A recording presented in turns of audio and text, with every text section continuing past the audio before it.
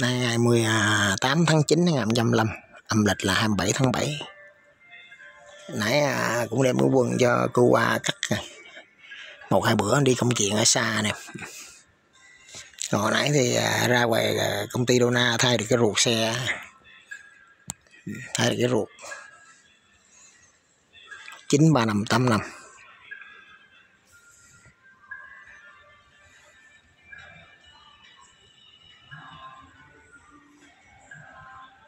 Thời gian cũng cho quà cá nhân.